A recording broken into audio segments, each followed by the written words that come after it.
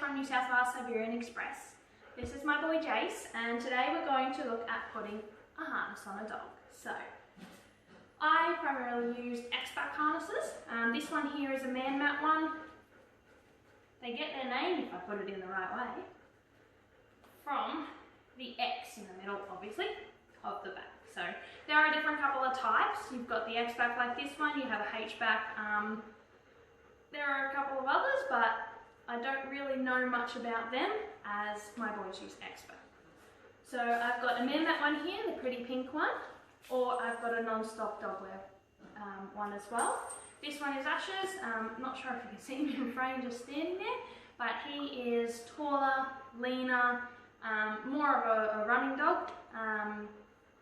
And the man mat one would be too wide for him around his shoulders. JC, he's big.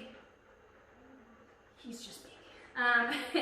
And this one, as you can see, won't actually go over his head. So we used to run with non-stop for Jace, but it actually ended up restricting his ability to run and to breathe while running. So this is why we use the man mat, which is a little bit wider. Okay, so first things first, when you do want to pop a harness on your dog, make sure your dog is standing.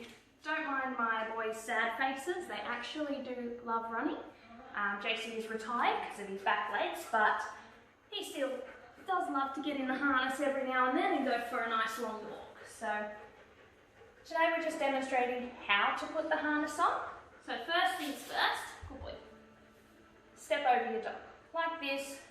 Use your legs to kind of hold them, so not too much pressure that it hurts them, but enough pressure that they won't back out or shoot out the front. Ash might do it a little bit later to attempt to run away from me.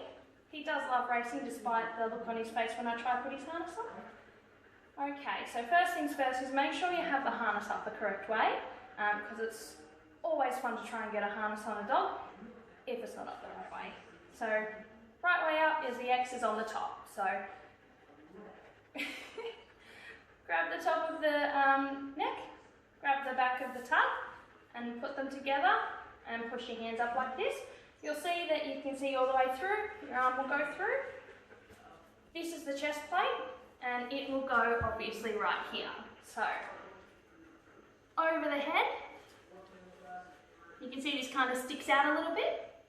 What you do then is put your hand down, grab his paw right where it kind of bends and pull up. So as you can see with that motion, it actually bends his paw like this, and that makes it a lot easier to get through and put it through like that.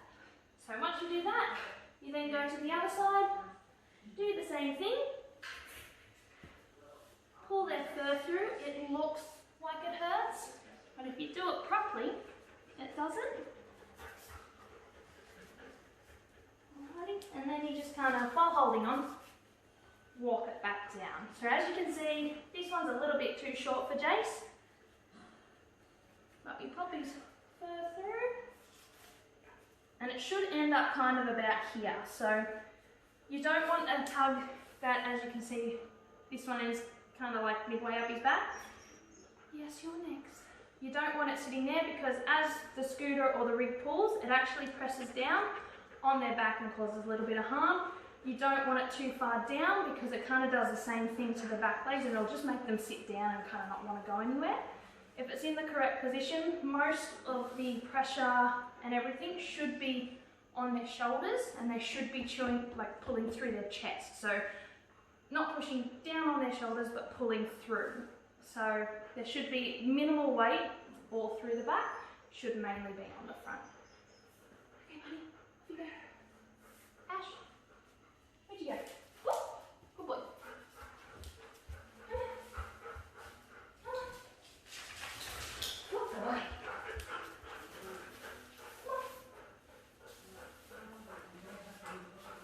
Oh.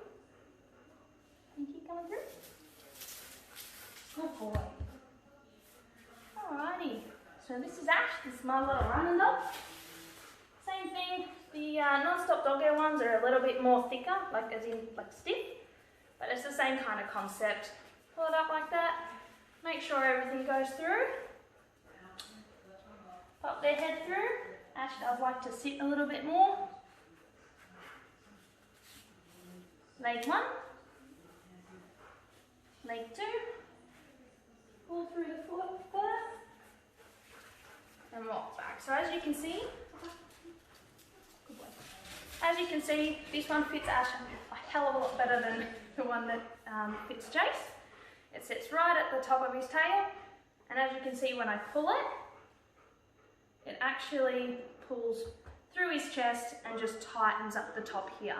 So when the line is attached to the back here, it's actually just doing that, so it's not pushing down or anything on their back. The way you take it off is very similar to the way you put it on. You kind of just do it in reverse. So you push everything up, step over,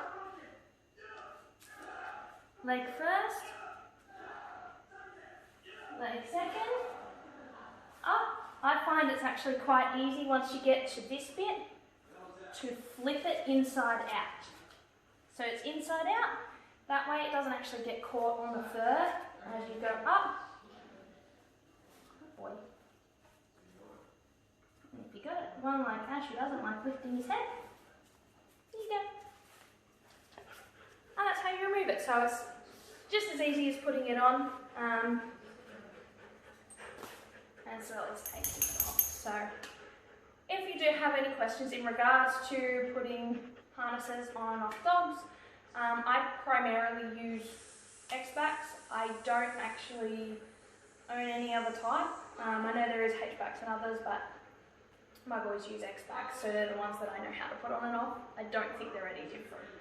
If you do have any questions, don't hesitate to shoot the committee a message or even post on our page, and a lot of our members will be able to answer as well. We have a lot of members who are new, a lot of members who have been racing for 15 odd years.